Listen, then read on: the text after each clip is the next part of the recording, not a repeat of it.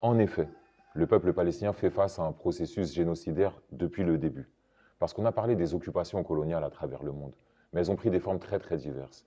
Une des singularités du projet sioniste, c'est que c'est un colonialisme de peuplement. C'est donc un colonialisme qui ne vise pas essentiellement à exploiter les ressources et, et la population d'un territoire donné. C'est un colonialisme qui vise à remplacer une population par un autre. Et c'est quelque chose qui est central dans un des slogans fondateurs du projet sioniste, un des slogans qui vise à mobiliser les populations juives d'Europe notamment pour aller coloniser la Palestine. Il parle d'une terre sans peuple pour un peuple sans terre. Parler d'une terre sans peuple, quand on parle de la Palestine avec l'histoire et la variété des histoires et des populations et des cultures et des religions qui sont présentes, comme l'a énoncé Ahmed juste avant, parler de la Palestine comme une terre sans peuple, c'est déjà énoncer la réalité d'un projet d'effacement et de destruction.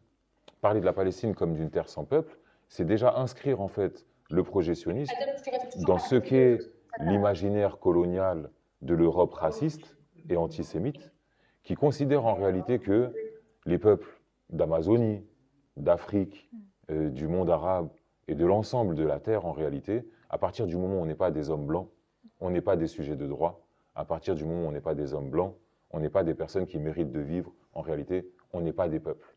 Et donc, on peut être expulsé, on peut être exterminé, on peut être privé de nos droits, on peut être réduit en esclavage, et ainsi de suite. Donc, le slogan sioniste, c'est un slogan européen.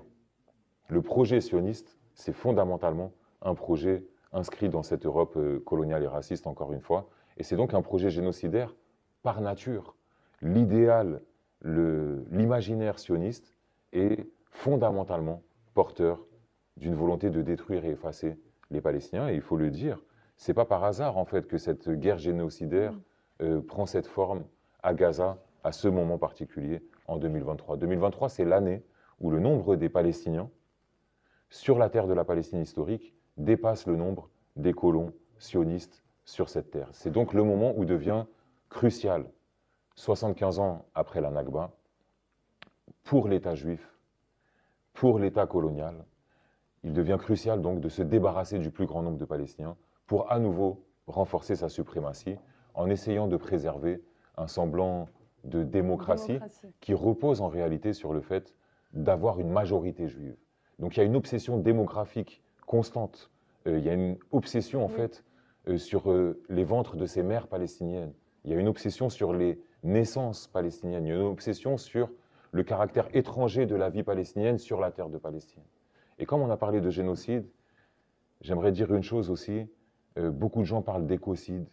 Moi je pense que la première des choses en fait, la violence qu'on fait aussi à la terre de Palestine, à l'écosystème qu'est la Palestine, à toutes les terres colonisées en fait, c'est le fait de retirer le peuple palestinien de cette terre, à retirer le peuple palestinien de cette nature, de ces paysages, de cet environnement. Parce que souvent quand on parle d'écocide, on pense aux arbres, aux animaux, etc. Mais en fait, un des éléments essentiels du vivant en Palestine, c'est ces êtres humains qui vivaient en harmonie avec cette nature.